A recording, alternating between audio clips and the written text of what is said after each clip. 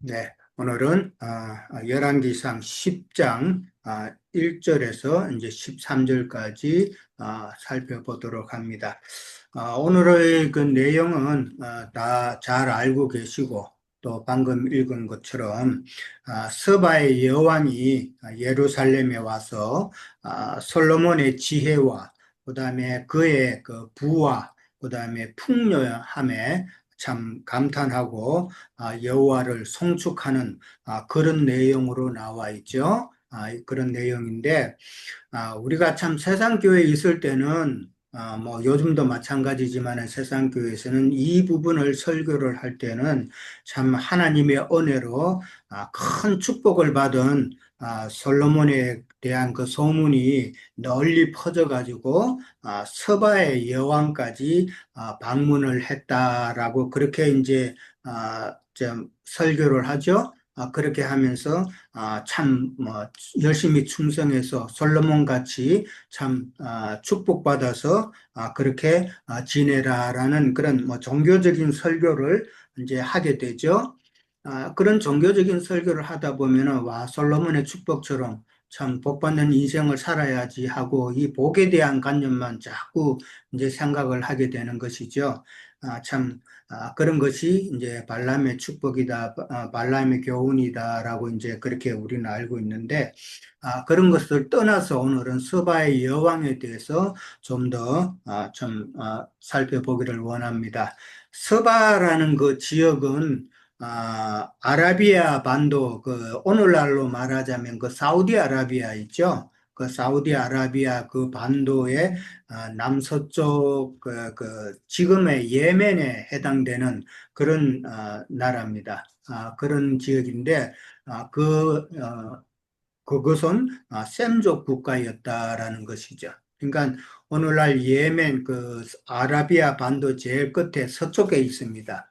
서쪽에 있는데 지금은 완전히 그 이슬람교가 완전히 자리 잡아가지고 아주 엄한 그런 이슬람의 국가를 이제 이루고 있는데 상당히 어렵죠. 이 나라는 이쪽 지역이 지금은 뭐 경제적으로도 그렇고 늘 서로 내분이 일어나고 아주 뭐참 저주받은 땅이 되어버렸는데 참 서바라는 지역이 이제 그쪽 지역입니다. 그러니까 그렇지만 이제 그때 당시에는 이제 고대 그 건동 지역의 중요한 그 무역의 기지로서 그런 역할을 했기 때문에 바다를 접하고 있으니까요. 그러니까 아프리카나 인도나 지중해 국가들이 그 서바를 통해서 서바 지역을 통해서 향품이나 보석이나 황금 등을 많이 수입을 했다라는 것이죠. 에스겔 27장 22절에도 보면은 서바에 있는 상인들이 두로와 무역을 했다라는 그런 기록이 또 나옵니다.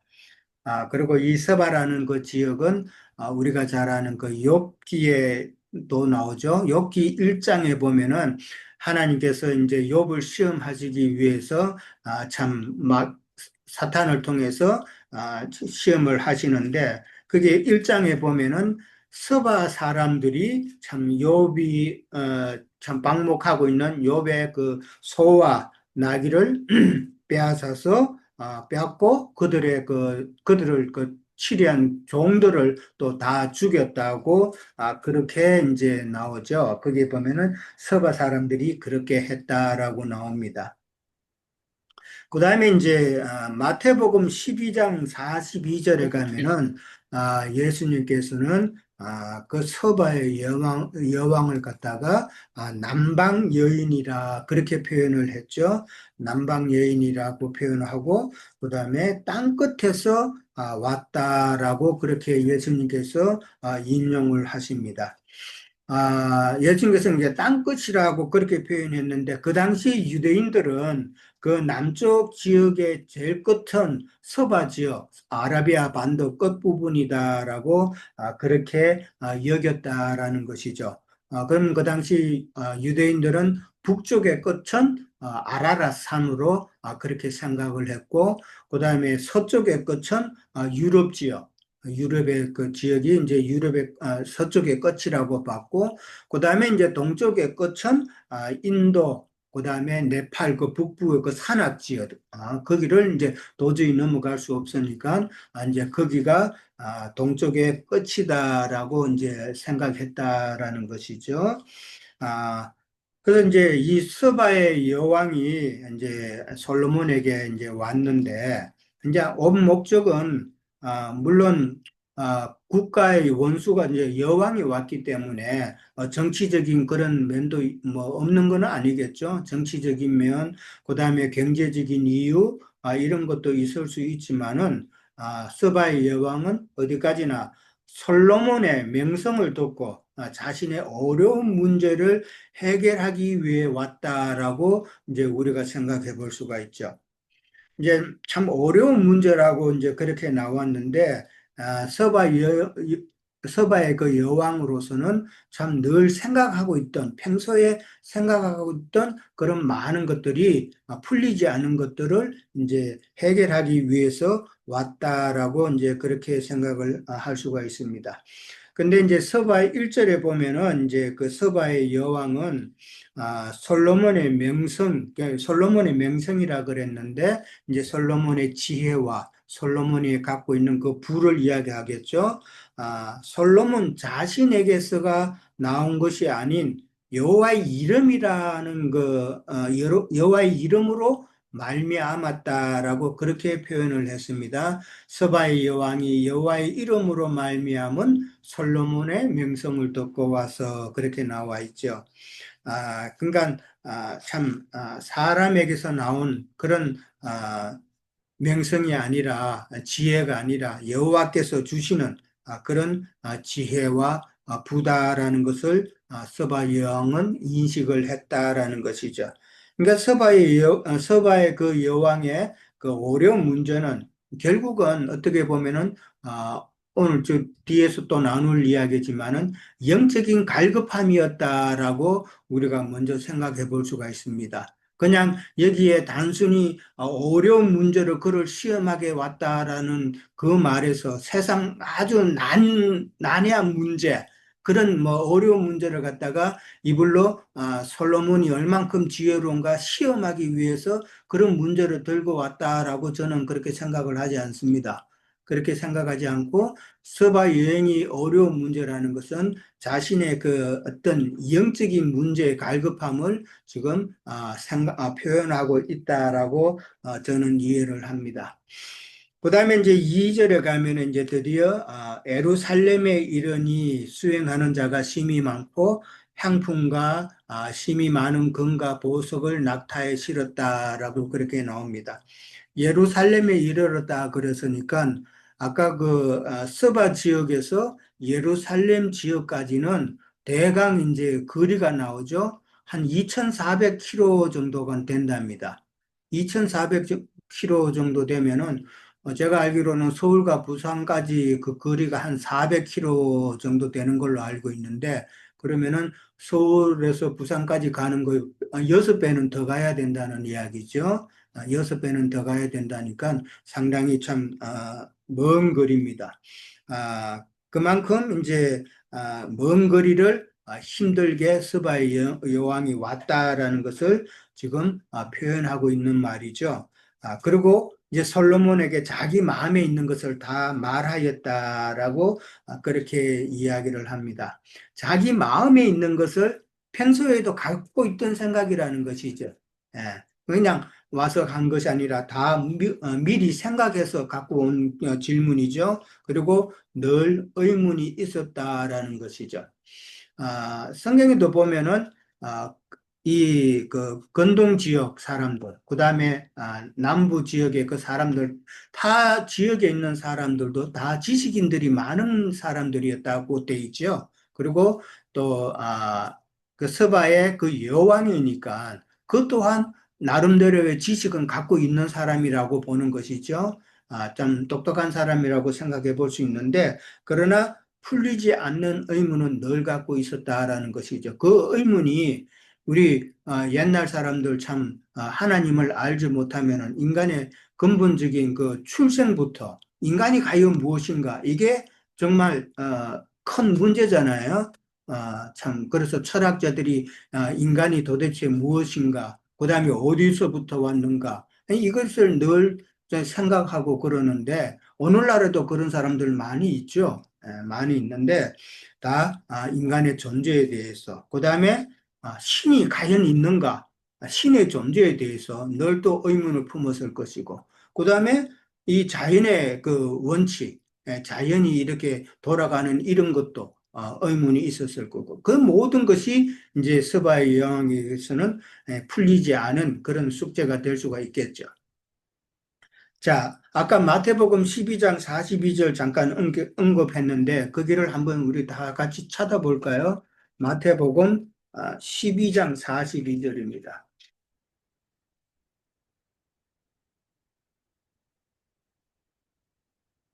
마태복음 12장 42절입니다. 자, 찾으셨죠? 제가 읽어드릴게요. 심판 때에 남방 여왕이 일어나 이 세대 사람을 정죄하리니 이는 그가 솔로몬의 지혜로운 말을 들으려고 땅 끝에서 왔음이거니와 솔로몬보다 더 큰 이가 여기 있느니라라고 그렇게 말합니다. 여기에 이제 예수님께서 참 인용을 하시면서 아, 이 서바의 여왕을 갖다가 남방 여인으로 그렇게 인용을 하셨죠. 그 다음에 이제 또 땅 끝에서 왔다라고 그렇게 표현을 했습니다. 예수님께서 서바의 여왕 남방 여인을 이렇게 인용해서 말씀하신 것은 남방 여인은 땅 끝에서 와가지고 그 먼 길을 와가지고 솔로몬을 통해서 참 진리의 말씀을 받았는데 유대인 너희들은 참 가까이 있으면서도 주님의 말씀을 배척하고 너희들은 뱀의 말을 듣는다라고 지금 질책하는 내용이죠. 그러니까 어, 예수님께서 하시는 말씀은 너희들은 같은 유대 땅에 참 솔로몬보다 더 큰 참 지혜자인 예수님이 있는데도 가까이 있는데도 너희 유대인들은 도무지 해결치 않으니까 너희가 어떻게 하나님의 심판을 피할 수 있겠느냐라는 그런 내용이죠. 그런 내용인데 여기서 이제 스바의 여왕을 갖다가 땅 끝에서 왔다라고 예수님께서 표현했다는 것은 참 이방의 모든 죄인들에게 복음이 전파될 것을 암시하는 그런 말씀이죠. 암시하는 말씀이고 그다음에 땅 끝에서 왔다라는 그 표현은 이 땅끝이라는 것은 그거는 복음의 빛이 안 들어간 영적으로 어둠의 세계다라는 것이죠. 그러니까 그 어둠의 세계에서 참 진리를 사모해서 온 것이다라고 그렇게 표현을 한 것이죠. 그래서 이런 표현을 보면은 진리를 사모했던 그런 여인이 성경에는 또 몇 사람 있죠. 술람미 여인도 참 진리에 갈급한 그런 표현이 아가서에 많이 나오죠. 그 다음에 우리가 잘 아는 요한복음에 참 사마리아 여인, 수가성에 있는 수가성 여인이 참 진리에 갈급해서 우물을 이제 물도로 왔다라는 표현은 진리의 갈급함을 이야기하는 거잖아요. 뭐 다섯 남자가 있지만은 참 지금 있는 남편도 여섯 번째 남편이지만은 여전히 목말라 하는 그런 모습을 표현하는 것이잖아요. 그러니까 이 서바 여행도, 서바의 여왕도 마찬가지로 그런 진리의 목마른 모습을 보여줬기 때문에 예수님께서 이렇게 인용을 했다라고 볼 수가 있죠. 그러니까 서바의 여왕은 그 창기나 세리처럼 첫 아담에 속한 이방 죄인들을 대표한다라고 그렇게 볼 수가 있겠죠. 이방 죄인들을 대표하면서 그다음에 솔로몬의 지혜와 진리의 말씀을 들었기 때문에 주께로 돌아온 자다라고 그렇게 우리가 생각해 볼 수 있다고 그렇게 보는 거죠.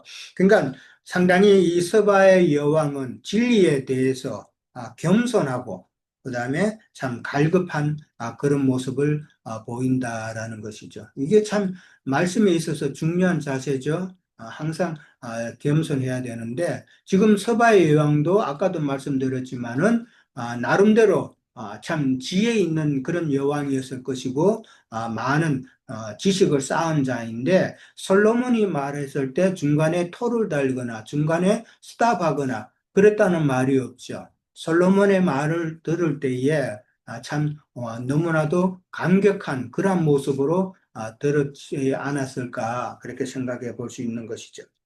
그러니까 3절에 가면은 이제 솔로몬이 묻는 말에 다 대답을 했다라고 그렇게 나오고 이제 왕이 알지 못하여서 대답하지 못한 것이 하나도 없다라고 그렇게 나옵니다. 열왕기상 4장 30절에서 34절에 보면은 솔로몬의 지혜에 대해서 언급이 되어 있죠.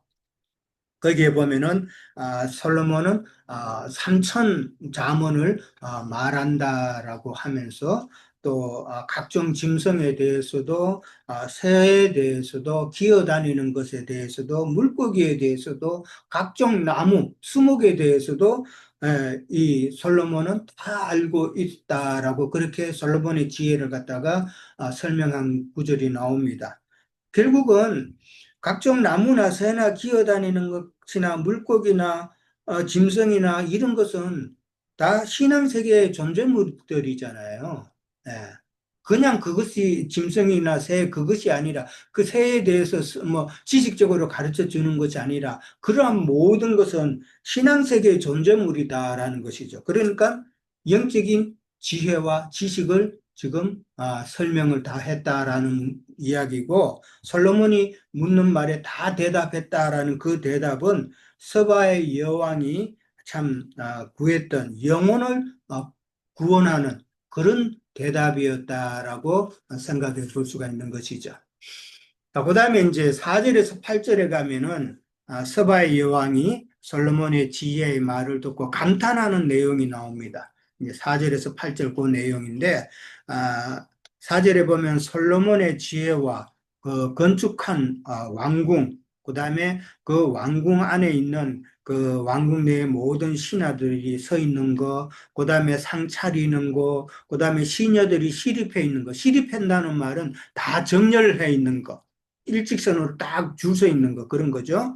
그 다음에 여호와의 성전에 올라가는 청결을 보고 크게 감동했다라고 그렇게 나옵니다. 그러니까 이 말씀은 영이신 주님의 지혜와 그러니까 솔로몬의 지혜니까 영이신 주님의 지혜와 그 다음에 주님의 그 나라의 그 풍성함과 그 다음에 질서 정연한 모습. 질서가 정연하면은 상당히 위험 있는 그런 곳이죠. 상당히 군인들이 질서 정연하게 딱 가면 상당히 위험이 있잖아요.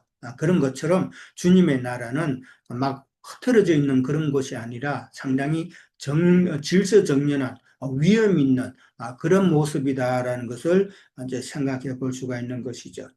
그 다음에 이제 여호와의 성전에 올라가는 청결을 보고 크게 감동했다라고 그렇게 나옵니다.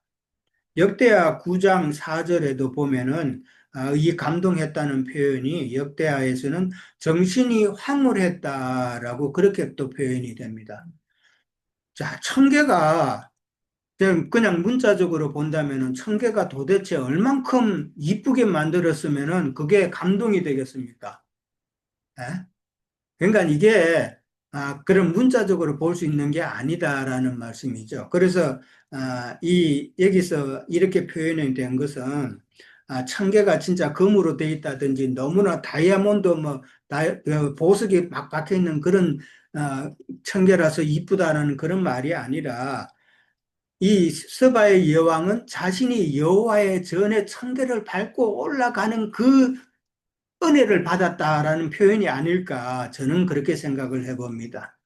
그것만큼 감격스러운 게 어디 있겠어요? 그렇잖아요? 나중에 참 여호와의 전에 우리가 천결을 밟고 하나님 앞에 가는 그 모습을 생각해 보면은 서바이 왕이 참 크게 감동되었다.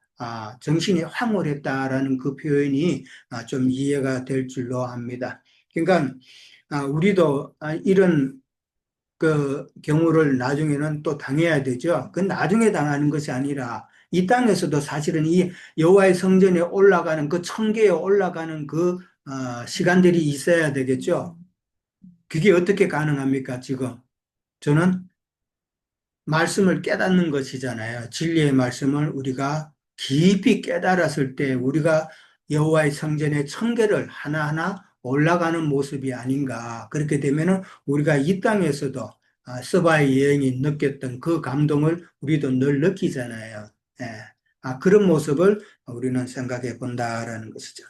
그 다음에 이제 6절에 가면은 내 나라에서 당신의 행위와 당신의 지혜에 대해 들은 소문이 사실이다. 이 소문이라는 건 복음 소식이죠. 복음이죠. 예, 복음이 사실이다. 이게 4장 31절에 보면은 그의 이름이 사방 모든 나라에 들렸더라. 이제 소문이 다 번졌다라는 그런 이야기죠. 세상의 소문은 부풀리게 돼 있잖아요. 예, 누가 어디서 소문이 딱 일어나면은 나중에 가면은 다른 사람은 그게 엉뚱하게 부풀려서 이제 소문을 듣게 되는데 이 복음의 소문은 하나님의 약속이기 때문에 어디까지나 사실적이다라는 것이죠. 참 내게 말하는 것은 절반도 못 된다라는 그 말씀은 무궁한 진리 말씀의 세계를 표현하는 것이다라고 볼 수 있죠. 그 다음에 이제 복되도다 당신의 사람들이요, 당신의 신하들이요, 라고 그렇게 이야기합니다. 그들이 복된 이유는 당신의 지혜의 말씀을 들을 수 있기 때문이다, 라고 그렇게 이야기하죠. 참, 지혜의 말씀을 이렇게 들을 수 있는 것은 정말 복이죠. 정말 깨닫는 은혜가 있잖아요. 이게 당신의 사람들이다라고 그랬는데, 당신의 신하들이라고 나왔으니까, 당신의 사람들이라면은 아마 솔로몬의 여인들이 아니었을까. 아니, 그렇게 볼 수 있죠. 그러면은 솔로몬의 여인은 결국은 주님의 성도들이죠. 구속함 받은 주님의 성도들을 두고 하는 말이고, 그 다음에 참 당신의 신하들이다라는 것은 복음의 일꾼들을 두고 하는 말이다. 그러면은 참 그런 자들은 진리의 말씀을 들음으로 참 복된 자가 된다라는 것이죠. 정말 복된 자는 큰 교회 다녀서 참 나 큰 교회 다니네 하는 그런 것이 아니라 진리의 말씀을 소수가 모여도 진리의 말씀을 알고 가는 것이 얼마나 참 복된 것인가를 우리는 깨닫죠. 지난 일요일 날에 우리가 참 우리 모임에 어떤 분이 오셨어요? 어떤 분이 오셨는데 진리의 말씀 이제 말씀을 끝나고 나서 진리의 말씀을 나누다 보니까 너무 안 맞아요. 너무 문자적으로 보고 너무 자기의 교리대로 이야기하고 그러더라고요. 그래서 그러니까 마침 지난주에 우리가 그 고린도서를 나눌 때 그 잘못된 지식이 그 사람의 모든 영혼을 묶는 사슬이 되는 것인데 완전히 묶여 있더라고요. 그래서 참 서로 나누기가 어려웠는데 그런 거 보면은 정말 복 있는 자가 누군가 진리를 깨닫는 우리가 복 있는 자가 아닌가 그렇게 생각을 해봅니다. 9절하고 10절에 가면은 서바의 여왕이 여호와를 송축하고 금 120달란트와 많은 향품과 보석을 왕께 드렸다라고 그렇게 나옵니다. 아까 이제 서바의 여왕은 모든 이방 죄인들을 대표한다라고 그랬는데 이제 참 그리스도의 말씀 가운데 들어왔기 때문에 구속받은 이방인들이 주님께 자신을 드리는 모습을 갖다가 금 120달란트와 향품과 보석을 왕께 드렸다라고 그렇게 표현을 한 것이라고 봅니다. 2절에 가면은 많은 금이라고 그렇게 있는데 여기서는 금 120달란트라고 그렇게 표현이 되어 있죠. 근데 이 금이 16절에 오늘은 거기까지 안 하지만은 16절에 가면은 이제 다 방패를 만들었다라고 이제 그렇게 나오죠. 그러니까 금으로 표현된 자들은 결국은 이기는 자들인데 이기는 자들이 참 교회에 방패가 되는 것을 보여주는 것이 아닌가 그렇게 또 생각을 해봅니다. 그다음에 이제 11절에서 13절에 가면은 이제 배 타고 무역하면서 많은 금과 백단목과 보석을 갖고 오고 또 백단목으로 여호와의 성전과 왕궁의 난간을 만들었다라고 그렇게 이야기를 합니다. 그리고 또 수금과 비파를 만들었다라고 그렇게 나오죠. 백단목이라는 나무가 나오는데 상당히 이게 참 고급 나무라고 그렇게 이야기를 하거든요. 그다음에 이제 저 인도 같은 데서는 이 불교나 이제 그 힌두교의 사람들이 이 백단목을 아주 고급 나무로 그렇게 사용을 하고 그다음에 향이 상당히 강하다고 그럽니다. 예, 향이 상당히 강하다고 그러는데 이 백단목으로 성전과 왕궁의 난간을 만들었다라고 그렇게 이야기를 합니다. 난간을 만들고 그다음에 두 번째로는 수금과 비파를 만들었다고 그렇게 나옵니다. 왜 하필 난간을 만들었을까? 이제 그렇게 생각을 해봤는데 난간이라는 게 참 연약한 사람이 어떻게 길 가다가 지지대가 필요하죠. 난간을 붙잡고 계단을 올라간다든지 이제 그렇게 하는데 난간이라는 것은 지지대, 그다음에 버팀목, 버텨주는 그런 역할을 하게 되죠. 그러니까 그 백단목은 결국은 예수 그리스도를 상징하는 그런 나무다라는 것이죠. 그러니까 우리에게 있어서 신앙의 지지대가 되어 주시고 우리의 버팀목이 되어 주시는 참 예수 그리스도를 상징하는 것이고 수금과 비파를 만들었다 그런데 음악은 우리에게 위로를 주잖아요. 그러니까 위로가 되시는 예수 그리스도를 상징하는 그러한 모습이 아닌가 생각을 해봅니다. 그리고 백단목은 향이 강하다고 했으니까 참 그리스도의 향기를 바라는 예수 그리스도라고 그렇게 생각해 볼 수가 있죠. 13절 마지막에 가면은 서바의 여왕이 돌아갈 때에 규례대로 선물을 줬다고 그렇게 나옵니다. 아무래도 이제 일국의 왕이 이제 왔다가 가면은 빈손으로는 못 보내니까 이제 현대도 마찬가지죠.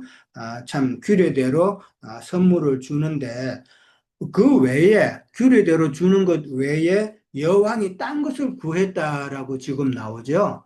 딴 것을 구해서 그것을 또 줬다라고 그렇게 이야기를 합니다. 그것을 받아가지고 스바의 여왕이 이제 신하들과 함께 돌아갔다라고 그랬는데 여왕이 구한 것이 무엇일까를 이제 한번 생각을 해봤어요. 참,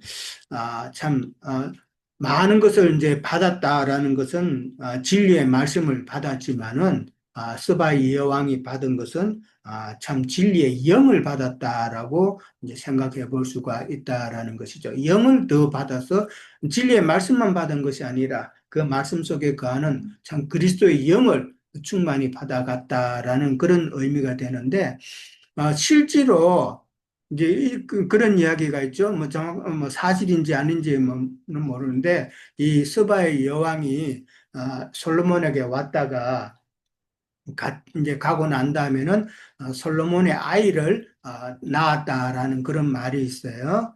그런 말이고 그 아이가 어느 정도 컸을 때에 또 이 솔로몬에게 가서 모든 것을 배웠다라는 그런 말이 또 있어요. 그래서 그 아이가 솔로몬에게 배워서 자기 나라에 돌아가서 자기 나라의 왕이 되었다라는 그런 내용이 있는데 참 그런 것은 이제 먼저 물질적인 그런 행태고 스바의 여왕이 원했던 것은 그리스도의 영이었다라고 그렇게 생각해 볼 수가 있겠습니다. 자, 저는 여기까지 하겠습니다. 예.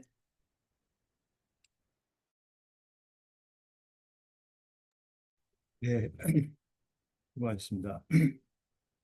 예, 저도 열왕기상 10장 13절까지를 읽으면서 스바의 여왕이 지혜를 솔로몬 왕에게 듣고 또 그 어려운 문제를 이렇게 해결받는 걸로 이렇게 보고, 우리들이 다 어려운 문제, 성경에 있는 것들이 저도 참 어렵다 어렵다 이렇게 많이 했는데 뭐 형제님 만나면서 참 많은 것을 이렇게 이해하고 또 계시들을 이렇게 더 명확하게 이해할 수 있어서 우리가 어떤 솔로몬을 통해서 스바의 여왕이 이렇게 그 모든 하늘의 그 문제들을 이해했듯이 우리들도 어떤 주님의 영을 통해서 이렇게 이해되고 하늘에 신령한 것들이 계시들이 이해되고 또 거기에 대한 복을 또 이렇게 받는 그런 의미들을 이렇게 생각해 봤습니다. 저도 이제 시편 같은 데서 읽으면서 복 있는 자로 시작하죠. 시편 1장 1절에. 그래서 복 있는 자는 악인의 길을 쫓지 않고 그러는데 그러면 악인이 도대체 누군가? 처음에는 저는 그 악인에 대한 이 의미를 뭐 세상에서야 세상 기독교에서는 악인 하면 뭐 교도소가 있거나 뭐 나쁜 짓을 하는 사람들을 악인이라고 대뜸 치죠. 근데 사실은 뭐 우리가 알다시피 가인 신앙하는 사람들이 악인이죠. 신앙을 잘못하는 것을 악인이라고 성경에서는 엄연히 얘기하고 있는데 기독교인들이 이런 얘기를 좀 듣고 귀담아 듣고 그러면 어떤 신앙을 해야 의인이 죄인에서 의인이 되고 죄인이 그냥 죄인으로만 끝나는 게 지금 기독교 신앙생활인데 그 사람들은 죄인이라는 소리를 많이 해요. 죄인이다.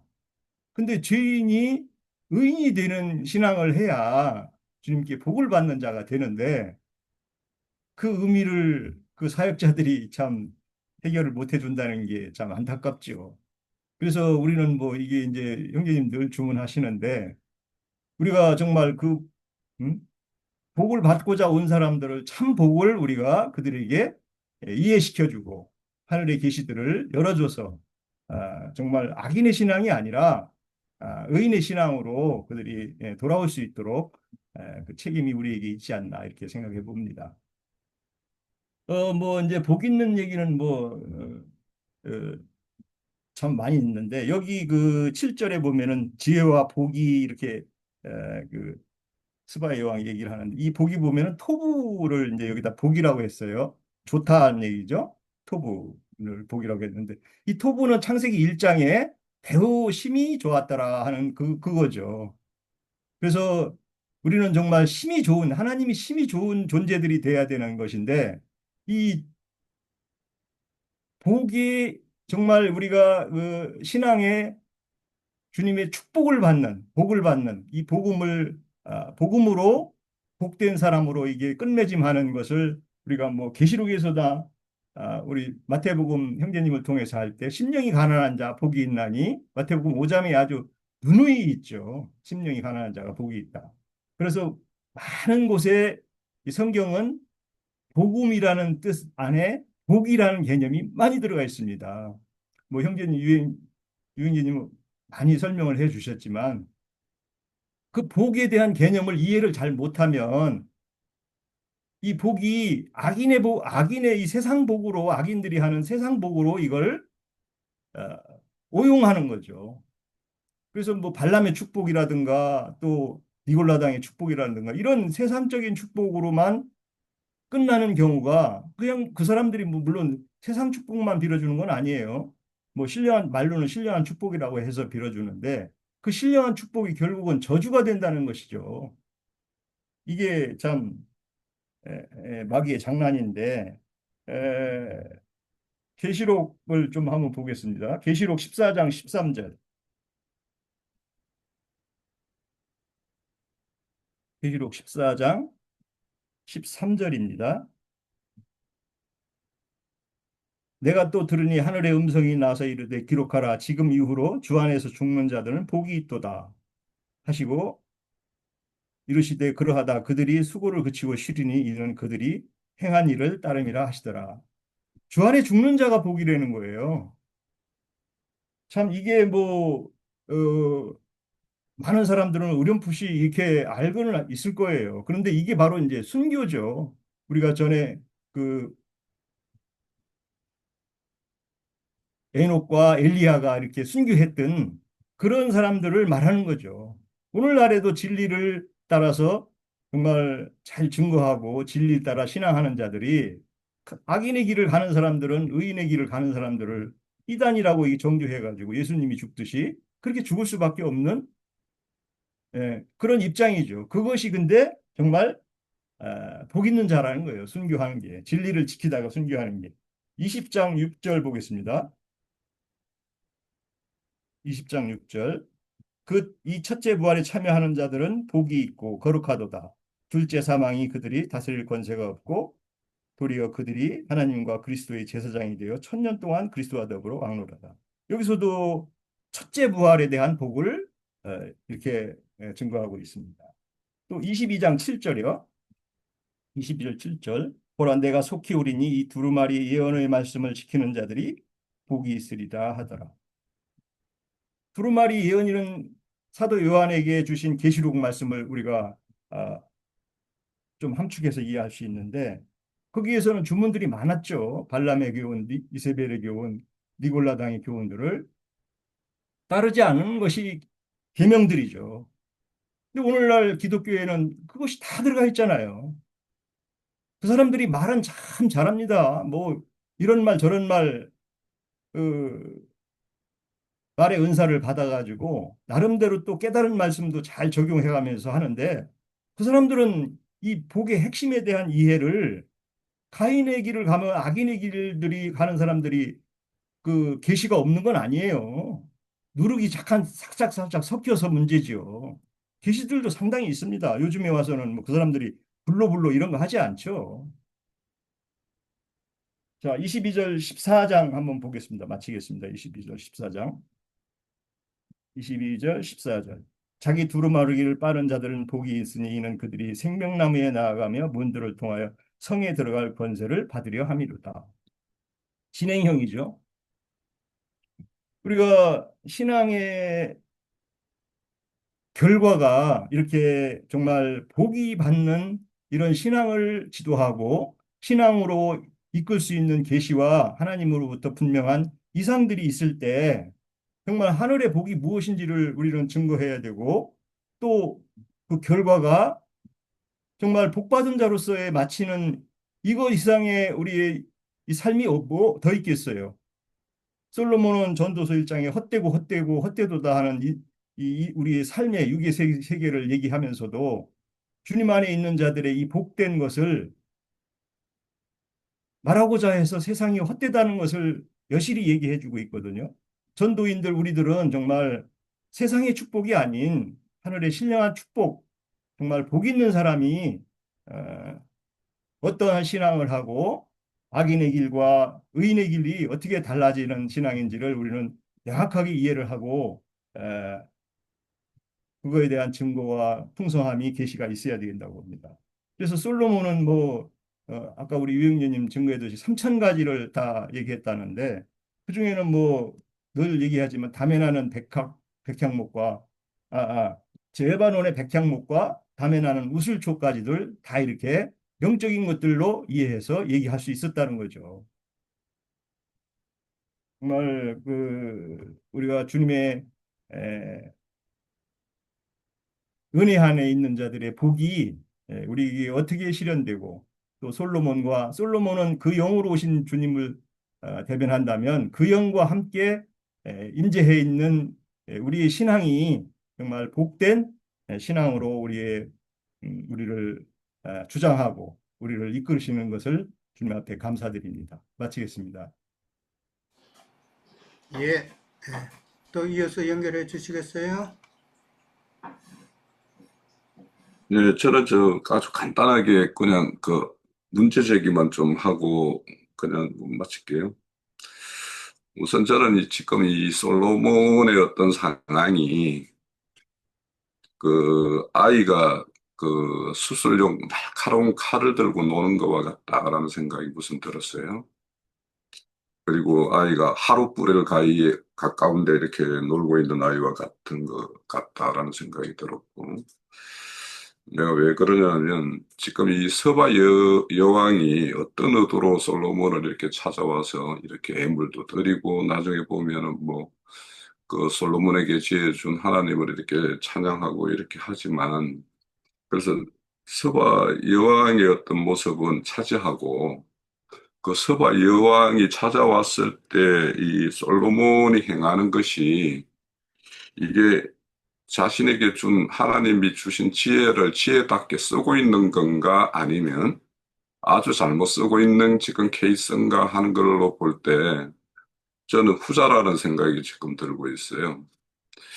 저는 지금 이 솔로몬이 모습은 꼭 그 예수님이 그 공생애 하기 전에 그 강야의 그 사단에 이끌려서 그 시험 당할 때 보면은 그 성전 꼭대기에 이렇게 데리고 가가지고 그 네가 뛰어내리면 거기서 너 해를 받지 않을 것이다라고 이렇게 말하는 그 어떤 하나님을 시험하는 것과 또 그 산 꼭대기에 올라가서 이렇게 산의 높은 곳에 올라가서 이 만국을 보이면서 나에게 절하면 이 이 천하 만국을 너에게 주겠다라고 하는 그렇게 뭔가 이렇게 솔로몬을 이렇게 붕 이렇게 띄우는 어떤 그런 모습 같아 보여요. 왜냐하면 이 이후에 그 솔로몬이 지금 그 전에도 전조가 있었는데 서바 여왕이 찾아오기 전에도 그 이후에 바로 연결되는 내용으로 보면 솔로몬이 전혀 다르게 이렇게 흘러가요. 그리고 또 하나는 솔로몬이 이렇게 행하는 것들, 그러니까 여왕이 왔을 때 솔로몬이 모든 것을 다 보여주는 것 같아요, 지금. 그래서 꼭 그 히스기야 왕이 바벨론 그 사절단이 왔을 때 왕궁의 어떤 창고와 성전의 창고 모든 것을 다 열어 보여주는 것과 같은 어떤 그런 모습이 보여서 그래서 이 이후에 솔로몬이 전혀 다른 어떤 곁길로 이렇게 가는구나 하는 어떤 그런 생각이 들어서 그래서 지혜라는 것은 결국에는 그게 지혜는 하나님의 뜻을 헤아리고 그가 어떤 그 뜻대로 하나님과의 어떤 정확한 관계를 이렇게 맺고 모든 상황을 올바르게 판단하고 그것을 자신의 어떤 모든 그 솔로몬 같은 경우는 왕이라면 자기가 이렇게 왕권을 이렇게 치리하는데 그것을 적용하는 것이 참 지혜인데 지금 이 지혜는 오히려 하나님이 주신 지혜로 자신을 드러내고 자신을 자랑하는 그런 용도로 지금 이렇게 쓰이고 있는 모습이라고 보여서 되게 이것이 이제 우리가 이렇게 성경의 어떤 말씀을 이렇게 알고 이렇게 했을 때 우리의 어떤 성경에 깨달은 어떤 지혜를 하나님 뜻대로 이렇게 잘 이렇게 사용하고 그래서 그 어떤 사람들의 어떤 영혼을 이렇게 정결하게 하고 하는 이런 쪽으로 써야지 자신에게 있는 어떤 것을 이렇게 드러내는 어떤 용도로 이렇게 쓰는 것이 합당한가 이런 생각을 좀 하면서 저는 이 10장에 스바 여왕이 이렇게 솔로몬을 만났을 때 모습을 그렇게 봤어요. 예. 저는 이 정도로 할게요. 예. 혹시 또 다른 분 지체 중에서 말씀 나누실 분 계세요? 예. 제가 조금 선생님. 할까요? 예, 예. 저는 좀 다르게 봤거든요, 홍 형제님하고. 10장 1절에서 보면, 스바 여왕이 여호와의 이름으로 말미암은 솔로몬의 명성을 듣고 어려운 문제로 그를 시험하고자 했어요. 시험하고자 했다는 것은, 이제 저희들이 이제 어디 나가서 전도를 할 때, 저는 이제 그렇게 봤거든요. 그쪽에서 이제 탐색전이 있다고 봐요. 그러면 거기서 얼마나 알고 있을까 하면서 그 시험을 했을 것 같아요. 이 스바도 여왕이잖아요. 솔로몬은 왕이고 여자 중에서도 여왕이기 때문에 그 엄청난 그런 걸 알고 있는데 솔로몬 왕이 과연 나보다 얼마나 더 잘 알을까 하고 이제 시험을 한 것 같아요. 그러는데 그 시험하고자 했을 때 어, 솔로몬 왕이 자기 마음에 있는 것을 다 말했다겠어요. 그가 묻는 말에 대답하였어요. 왕이 알지 못하여 대답하지 못한 것이 하나도 없었더라. 저는 이것을 보면서 8절에 보면 복되도다 당신의 사람들이여 복되도다 당신의 이 신하들이여 항상 당신 앞에 서서 당신의 지혜를 들으미로다. 그러면 이제 지혜는 주님의 지혜잖아요. 솔로몬 왕은 하나님으로 예수님으로 저는 예표를 한다면 예수님 속의 지혜가 스바 여왕에게 다 그 지혜와 진리를 이제 다 말을 했다고 저는 느껴져요. 그래서 그 스바 왕이 놀랐다고 했을 때 이 사람으로서는 하나님의 영은 사람 속에 있는 그 영뿐이 모르잖아요. 그래서 하나님인 그 영으로 주님께서 스바 여왕한테 설명을 했을 거라고 저는 생각을 해요. 우리가 어느 복음을 전할 때 우리는 생각이 나지 않는데 정말 성령이 순간순간 이렇게 나도 모르는 것이 이렇게 우리가 그동안 봤고 익혀졌던 것들이 그냥 나도 모르게 입 밖에서 나오면서 설명이 되더라고요. 그렇게 쫙. 저도 그런 걸 많이 좀 느껴봤어요. 왜냐하면, 이걸 어떻게 설명을 하지 했는데 하다가 이거 어떻게 하죠? 하다 보면 어디가 생각이 나면서 순간스럽게 나오는 것이 좀 비춰졌거든요. 그래서 솔로몬이 스바 여왕한테 이제 왕끼리 지금 대화를 하는 거예요. 여자와 남자지만은. 그래서 대화를 했을 때 지금 스바 여왕의 입을 벌리지를 못하고 듣고 있는 거잖아요. 그것을 했는데 저는 다니엘에서 좀 하나 볼게요. 다니엘 2장 20절에 보면 제가 그냥 읽을게요. 다니엘이 말하 이르되 영원부터 영원까지 하나님의 이름을 찬송할 것은 지혜와 능력이 그에게 있음이로다. 그래서 다니엘이 말한 것은 지혜와 능력은 그에게 있을 것이다. 그 느부갓네살한테 이제 이걸 다 설명을 할 건데 분명히 다니엘이지만 그 속에는 주님의 영과 지혜가 있는 거예요. 그래서 이제 우리가 어디로 전도를 하러 갔을 때 이제 쉽게 얘기를 하자면 우리는 그냥 누가 보면 저는 이제 안정식이에요. 그런데 그 속에 주님의 영이 함께 하시고 주님이 그 말씀을 그에게 전할 때는 꼼짝 못하고 들을 수밖에 없다는 거죠. 그 능력과 주님의 그 능력으로 제압이 된다고 저는 봐져요. 그래서 그 21절 보면 그는 때와 계절을 바꾸시며 왕들을 폐하시고 왕들을 세우시며 지혜자에게 지혜를 주시고 총명한 자에게 지식을 주는도다.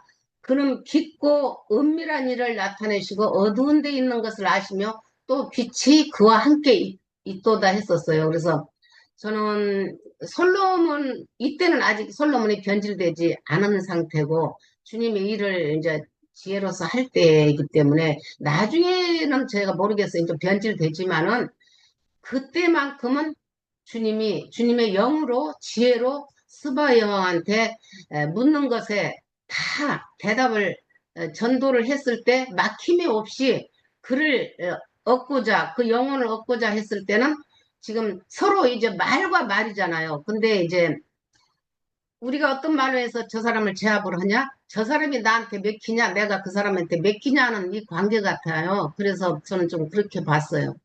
깊이까지는 모르겠고, 여기까지만 제가 조금 느낌이 와서 전했거든요. 예. 혹시 또 다른 자매님들 계세요? 예, 박상미 자매님. 예. 네, 여기 6절에서 보면은요, 스바 여왕이 자기 나라에서 솔로몬 왕의 명성을 듣고, 그거를 자기가 믿기는 했지만은 실제적으로는, 반 정도 믿었는데 찾아와가지고서 솔로몬 왕에게 말을 들으니까 진짜 그 지혜가 뛰어나다. 그래서 믿게 되는 걸로 저는 그렇게 보거든요. 6절에 보면은 우리 안자매님 말씀하신 것처럼 그 스바야는 이방인들을 교회를 대표하는 걸로 우리가 알고 있는 것 같은데요. 여기까지입니다. 예, 서바형은 이방 모든 죄인들을 대표하는 자인데 이제 솔로몬의 말을 들음으로 이제 사실이다고 이제 복음을 받아들이는 그런 내용이죠. 예, 예. 또 다른 분 안 계세요? 네, 그럼 우리 장로 형제님 마무리를 좀 해주셔야 될 것 같으네요. 예.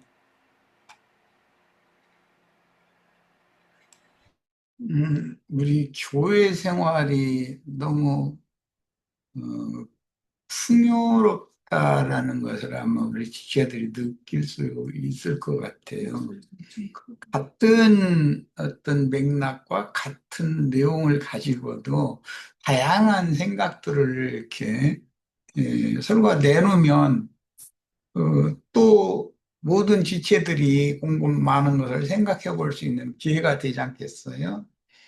예, 다양한 것이 우리들 모두에게는 많은 것을 생각해 볼 수 있는 기회가 되는 거니까 매우 좋은 일이다. 난 이렇게 생각해요.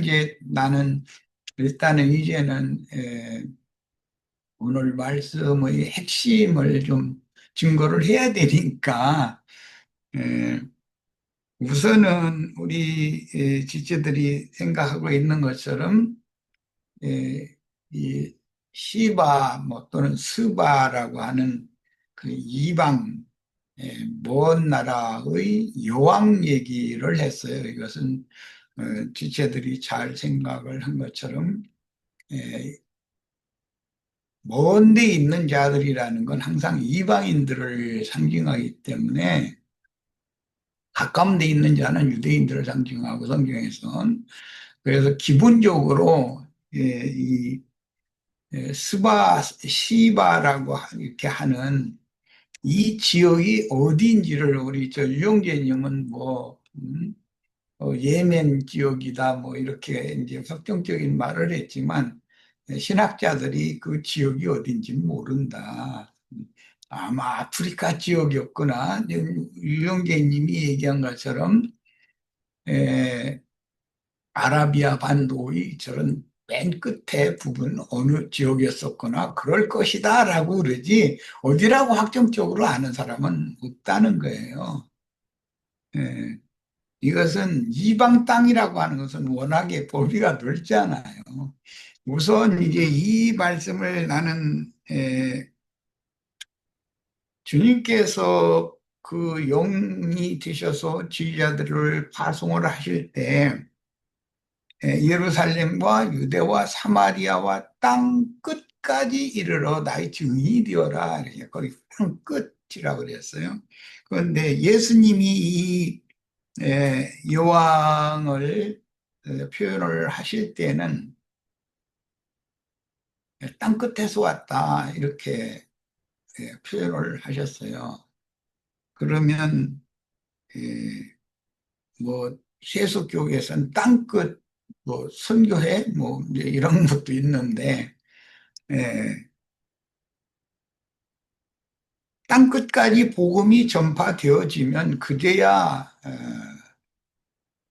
끝이 온다고 그랬고 그때 하늘 이 끝에서 땅 저 끝까지 추수꾼들을 파송해서 자기 백성들을 불러 모을 거다 그랬어요.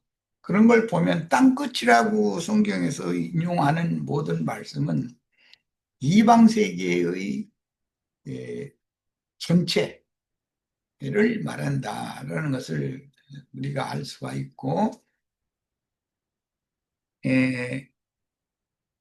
이 요한은 이방 교회 중에서도 주님의 그 특별한 배려와 사랑을 받는 그런 여자 교회다. 그걸 상징한다. 이렇게 이해를 하면 될 것 같고요. 계시록에서는 12장에 하늘에 12별의 별관을 쓰고 달을 밟고 있는 한 표적의 여자가 해를 입은 여자가 기록이 되고 있어요. 그 여자가 사내 아이를 낳았다고 이렇게 표현을 했어요. 그런 이방 세계에서 구원 얻은 자들의 이기는 자들을 낳는 교회를 땅 끝에서 온 이방 여왕이다 이렇게 표현을 했다. 이 여왕이라는 말은 황후라는 뜻도 되기 때문에 황후를 여왕이라고 그러니까 예수님의 사랑하는 배필 관계 이렇게 해석을 할 수 있을 것 같아요. 그리고 그 다음에는 그녀가 솔로몬에게 왔을 때 가장 놀란 것이 하나님의 전으로 올라가는 그 층계를 보고 황홀해했다고 그렇게 이제 기록이 됐죠. 오늘 그런 말씀이 나왔죠. 이것은 야곱의 꿈에 베델, 자기가 잠들어 있는 그 베델과 하나님의 보좌가 있는 곳 사이에 사다리가 이제 놓이는 그런 꿈을 꾸었어요. 이제 거기에 따라서 신전에 올라가는, 이제 시온에 올라가는이라고 되어 있는데, 하나님의 영광 보좌에 올라가는 층계가 좌우에 6개씩 해서 12층계가 있어요. 한편에서는 올라가고, 이제 제사를 다 하고 나면 내려오는 층계도 6, 올라가는 층계도 6, 이렇게 돼 있죠. 솔로몬 성전 그 건축하는 얘기에 보면. 이거는 모든 지상세계에 있는 믿는 성도들이 하나님의 영광에 이르는 신앙의 단계를 말한다는 것이고,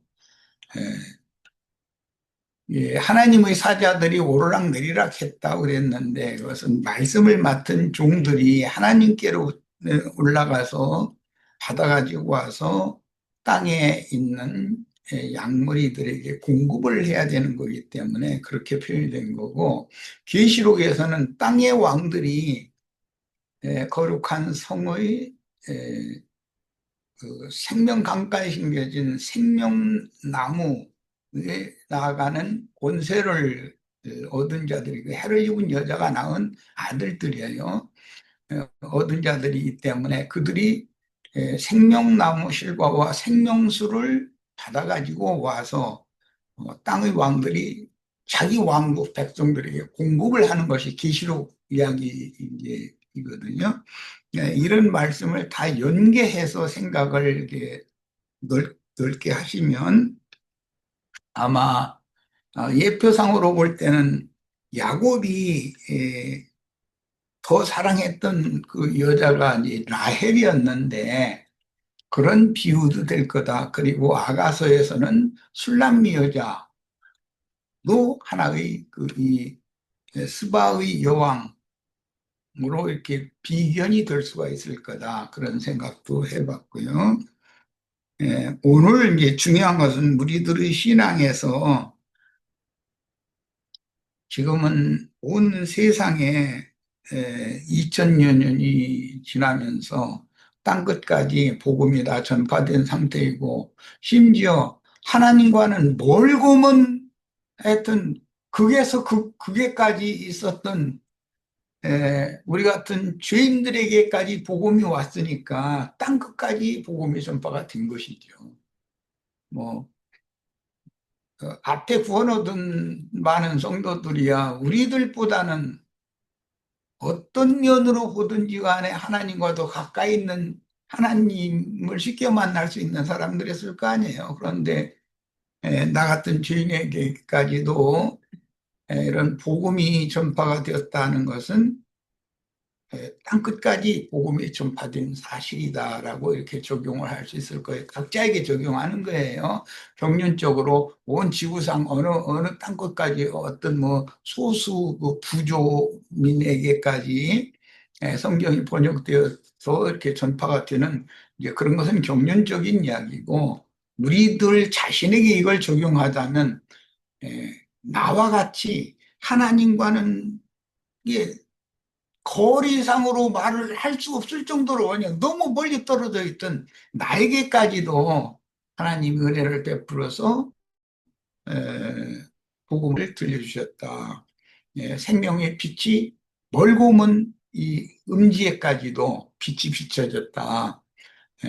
개인적으로는 이것이 땅끝까지 복음이 전파된 것이고, 그러면 세상의 끝이 왔다. 개인적으로 세상의 끝이 왔다는 건 내가 죽을 때가 됐다. 이제 뭐 그런 말이고, 이렇게 여러 가지로 이제 생각을 할 수가 있을 것 같고, 창조자의 세계, 그 만유의 대주재자이시며 만유 자체이신 그리스도는 아무리 먼 곳에 있는 자에게까지도 그분의 은혜는 당연히 미치게 돼 있다, 이르게 돼 있다, 이런 걸 생각을 해볼 수가 있을 것 같아요. 그가 자기 사는 곳에서 그 솔로몬 왕국의 그 풍요와 솔로몬 왕의 지혜와 하나님께 받은 모든 그 은혜가 크다라는 소문을 이미 듣고서 솔로몬을 찾아왔다는 거잖아요. 이게 복음이 전파되는 하나님이 우리 같은 죄인에게까지 복음을 전파하는 하나의 어떤 그런 통로, 과정 이런 것이라고 이해를 하면 될 것 같아요. 어쨌든 오늘 이런 말씀을 통해서 제일 중요한 것은 나 같은 죄인에게까지도 생명의 빛이 비치신 하나님이 생명의 빛을 이렇게 보내서 나에게까지 빛이 임한 것. 이런 것이 오늘 우리가 받아야 되는 교훈이다. 그리고 주님께서 사도들을 땅 끝까지 파송하셨기 때문에 하늘 끝에서 땅 저 끝까지 추수꾼들, 천사들을 보내서 마지막 때에는 그 추수를 할 것이다라고 이렇게 말씀하셨기 때문에 땅 끝이라는 두 단계의 말씀, 파송하시는 말씀과 땅 끝까지 거두는 말씀을 잘 이렇게 이해를 하시면, 아, 이것은 멀고 먼 이방 죄인들에게까지 복음이 전파되어지고, 이방 죄인들도 하나님 앞에서는 은혜를 입어서 상무가 되는 자격이 있다라고 이렇게 이해를 하면 될 것 같습니다. 네, 마칩니다. 예. 예. 자, 그러면은 좀 또 혹시 또 다른 분은 있으신가요? 추가로 하실 말씀? 없으세요? 예. 그러면 오늘은 여기까지 하도록 하겠습니다.